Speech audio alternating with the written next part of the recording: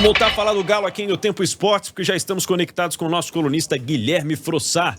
Hoje para a gente falar de outra bomba a ser desarmada pelo técnico Gabriel Milito. Na semana passada o BO estava na lateral, agora o BO está no meio campo. Para amanhã, 7h15, Vasco, na Arena MRV, Copa do Brasil. Frossar, boa noite.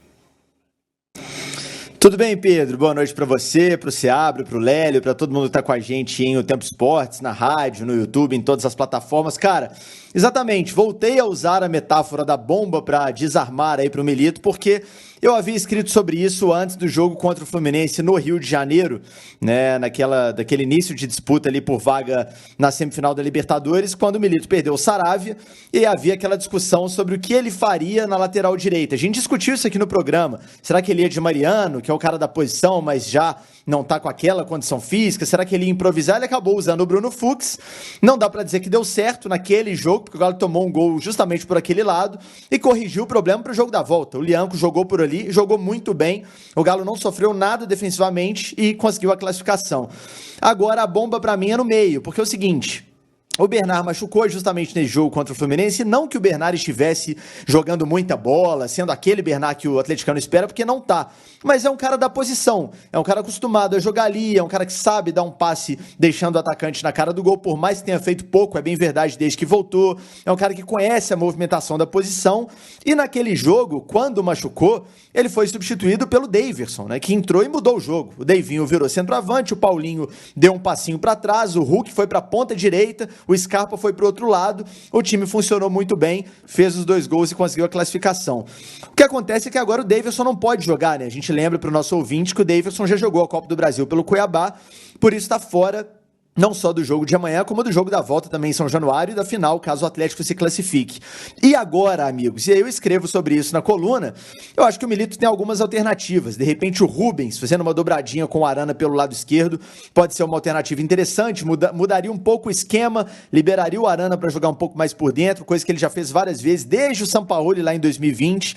Você pode usar o Vargas como um meio-campista, ou mais à frente, trazendo o Paulinho um pouco mais como armador. Eu acho que um plano C seria o Palácios pela direita, mudando o posicionamento do Scarpa. Fato é que, a exemplo do que aconteceu na lateral direita naquele dia, que eu escrevi sobre isso também, ao meu ver, não tem uma solução óbvia. Aquela solução que você olha e fala, ó, isso aqui é só fazer que vai dar certo. O substituto imediato seria o Igor Gomes, que é o cara da posição, mas eu acho que o Milito não tem a confiança nele para esse tipo de jogo, para jogo decisivo, como é esse Galo e Vasco. Então eu tô bem curioso para saber o que o Milito vai fazer e dessa vez torcendo para que ele acerte de primeira, né? Eu brinco com isso lá no texto, que no duelo pela Libertadores, o Milito chegou a cortar um fio errado para desarmar essa bomba, que foi o Fux no Rio de Janeiro. Depois cortou o fio certo ali, que foi o Lianco, e deu tudo certo. Agora, como o Galo joga primeiro em casa, é essencial fazer um jogo bom, especialmente do ponto de vista ofensivo, para levar um bom resultado para o Rio. E eu acho que fazer um bom jogo ofensivamente falando passa pela escolha desse substituto do Bernard. Entre as opções, eu iria de Rubens, mas quero ouvir, claro, os nossos craques da opinião, viu, Pedro? Boa, a gente falou aqui mais cedo, você falou Igor Gomes, Lélio? Não, falei o Rubens. Rubens também, né? Rubens. E você, Seabra? Também, eu iria no Rubens. Momento bom do Rubens, eu iria com ele ali. Eu refaço a pergunta. Quem vocês acham que vai? Eu acho que vai o Igor Gomes, mas lembrando que da lambança que o Rubens cometeu aquele pênalti, né, no jogo contra o Palmeiras, para mim, meio desnecessário, né? Não precisava. Mas é um lance isolado, não vou me prender nisso, não. Para mim, o Rubens iria, mas acho que vai o Igor Gomes. Alguma possibilidade de ser o Vargas, na sua opinião, ô Frossar?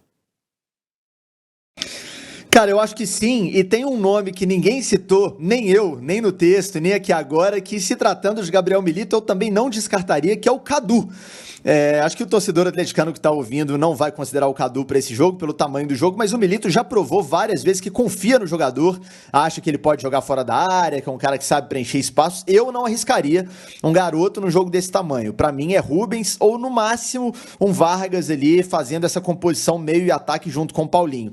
Mas tratando de Milito, Pedro, acho que não dá para descartar ninguém. Acho que todo mundo briga por essa vaga, mas reiterando, para mim o Rubens é o jogador mais pronto para ocupar esse espaço pelo que fez na temporada. Tô com o Seabra, desnecessário totalmente o pênalti que ele cometeu em cima do Dudu contra o Palmeiras. Aliás, antes ele já tinha tomado um amarelo juvenil empurrando o jogador do Palmeiras num lance que não tinha nenhuma precisão de fazer aquilo. Então o Rubens não foi bem em Campinas, mas a amostragem dele ao longo da temporada, para mim, é suficiente para confiar no jogador para esse jogo contra o Vasco da Gama. Tô bem curioso, mas claro, o Milito tem mais elementos para tomar essa decisão do que todos nós juntos, né? Tá vendo treino, tá vendo os caras no dia a dia. Tomara que ele acerte de primeira, porque a classificação do Galo para a final passa muito, na minha opinião, pelos primeiros 90 minutos aqui na Arena MRV, amigo. Mas, ô Frossá, a gente não precisa ver o treino para saber que o Cadu não tem a mínima condição de ser titular no Atlético, né? Eu acho que isso aí a gente concorda, né? Sem dúvida, sem dúvida. Eu tô com você, Lélio. Acho que é um jogador que ainda não tem demonstração suficiente para merecer uma titularidade num jogo desse, né? Um jogo que, se o Atlético faz um jogo ruim e perde em casa, fica praticamente irreversível a situação. Então, eu também tiro o Cadu dessa equação, por isso não mencionei aqui, só destaquei que, se tratando de Milito, por isso ter o Cadu na parte do que você acha que pode acontecer. O que eu gostaria, não coloco o Cadu como uma possibilidade. O que eu acho que pode acontecer, coloco, porque do Milito eu não duvido de nada, viu, amigo? E o Milito gosta do Cadu, né? Então, não sei não, viu? Também concordo com o Frossali. Eu acho que eu não colocaria de forma alguma o Cadu como titular nesse jogo de amanhã, nessa posição, nada a ver pra mim.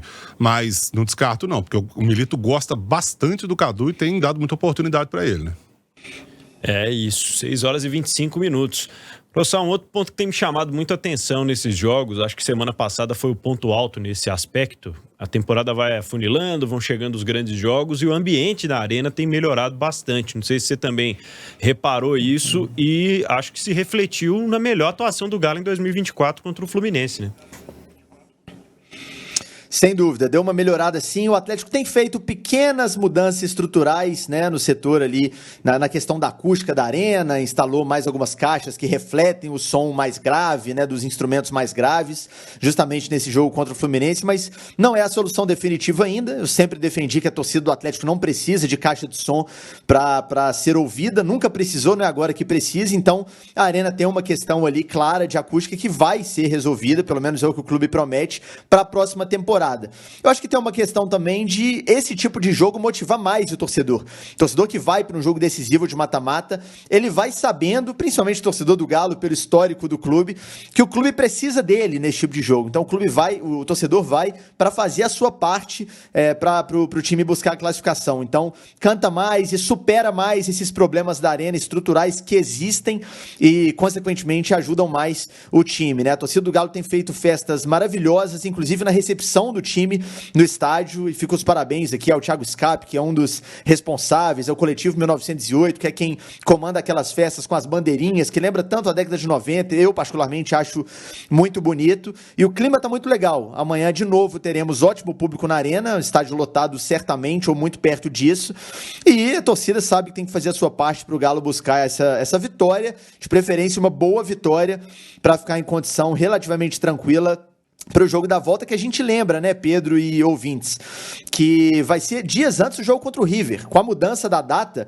Atlético e Vasco da Gama será no dia 19, que é um sábado, no Rio de Janeiro, e já no dia 22, 3 dias depois, tem Galo e River em BH, pelo jogo da ida da semifinal da Libertadores. Então serão ali 3, 4 dias para o atleticano de realmente deixar o coração ali na boca, mas o Atlético vai ter que dar um jeito de ter os caras inteiros em todos esses jogos de mata-mata, porque tá tão perto de 2 finais históricas que não pode agora dar mole, tem que chegar, tem que beliscar essas 2 questões, e aí na decisão tudo pode acontecer para o Galo brigar por esses títulos.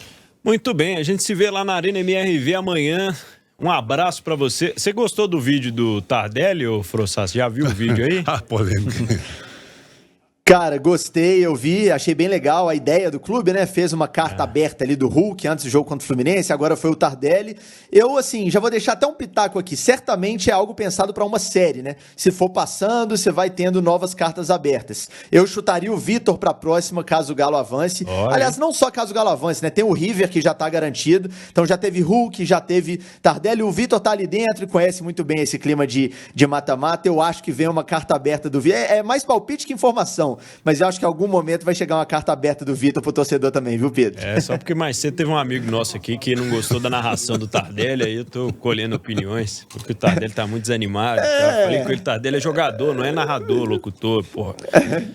Fica calmo aí. Ou se fosse o Pierre com esse texto aí, a disposição seria outra. Pierre, Leandro Donizete, né? Com certeza. Eu acho que pro jogo contra o River... Aliás, foram dois amigos meus, viu, o Frossar? Curiosamente, os dois estão na tela aí. Eu acho que pro jogo contra o River, o Frossar acertou bem. O jogo contra o River, Libertadores, Vitor, toda aquela história... Acho que tem muito a ver. Pro jogo contra o River, acho que tem muito a ver. Eu colocaria o Zaratio pra falar do gol de voleio. Eu não gosto de confusão. Você pode também. 6h29 aqui em O Tempo Esportes. Um abraço pra você, viu, Frossar? Tamo junto, sempre um prazer. Nos vemos amanhã na Arena e quinta-feira, provavelmente. Quinta ou na sexta, tô de volta aqui em O Tempo Esportes pra gente trocar mais ideia de Galo. Valeu! Boa, valeu, Guilherme Frossar com a gente aqui em O Tempo Esportes. Você pode ler a coluna lá em otempo.com.br e se inscrever lá no canal do Frossar no YouTube também.